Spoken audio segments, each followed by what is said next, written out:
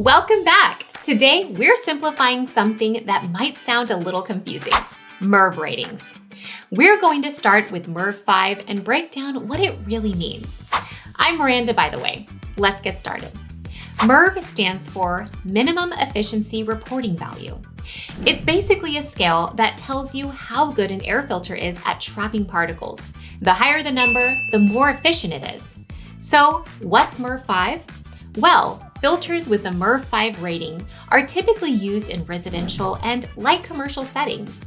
They can trap larger particles like dust and pollen, but won't catch smaller particles like smoke or pet dander.